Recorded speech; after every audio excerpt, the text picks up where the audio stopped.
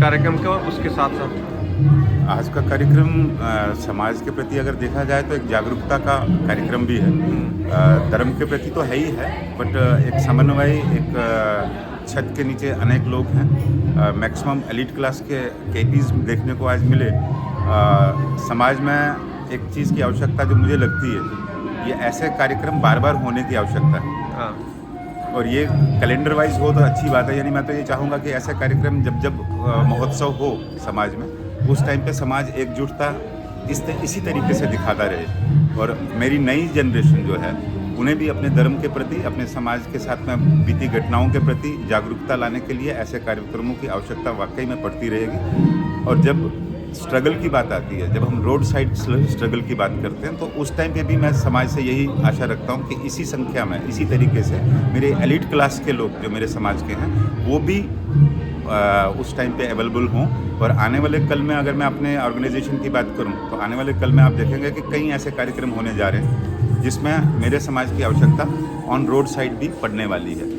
आप हमें ये बताइए कि अभी आज यहाँ पे एक मेजॉरिटी के लोग भी बहुत सारे हैं, माइनॉरिटी साथ मिलके ये उत्सव मना रहे हैं, तो एक अच्छा मैसेज आ रहा है, जो कि इस समय एक माहौल भी बना हुआ है कि वापसी की बात हो रही है मेजॉरिटी की तरफ से भी। तो क्या कहेंगे इस पर आप? देखिए, अगर हम सही में मतलब एक आम इंसान की नज़र से देखें तो ये बहुत सुंदर दृश्य लगता है जब दोनों कौम जो एक दूसरे के पूरक रहे हैं, यदि वो एक छत के नीचे आज खड़े हैं, तो ये एक अच्छा सुकून देने वाला दृश्य लगता है। परंतु क्या वास्तविकता, मनभेद भी अगर नहीं है तो ये दृश्य वाकई में सुहाना है, इसमें कोई दो राय नहीं। परंतु मन का मिलन दोनों तरफ से होना बहुत आवश्यक है। और आज ये दर्शाता है कि मेरे समाज के दूसरे वर्ग के लोग भी आज हमारे बीच में मेरे खुशी के साथ में, हमारे इस महोत्सव के साथ में खड़े हैं। तो ये एक प्लस पॉइंट है, पॉजिटिव साइन है। बट क्या वास्तव में पूरा समाज आपके लिए, मेरे लिए इसी प्रेम के साथ में खड़ा दिखेगा? वो एक प्रश्न चिन्ह आज भी बना हुआ है। अगर हम वापसी की बात करें तो आप वापस जाना चाहेंगे कश्मीर? अवश्य हम लोग वापस जाना चाहेंगे, परंतु वापस अब हम उस तरीके से नहीं जाना चाहेंगे जिस तरीके से पिछली 7 बारी हम लोग ऑलरेडी हो आए। पिछले 7 बारी मेरा पलायन हो चुका है और मैं हर बारी यही सोच के गया था कि मैं अपने घरों में ही जाके फिर से सेटल हो जाऊं। That is not now possible. हाँ, हमें एक अलग एक मिशन है, एक लक्ष्य है हमें, मेरे समाज का, कि अब हम जहाँ पे भी जाएं तो एक सिक्योरिटी कन्फर्मेशन के साथ में जाएं कि मेरे आने वाली जनरेशन 100% सेफ हो, उसे फिर से पलायन करने की आवश्यकता ना पड़े।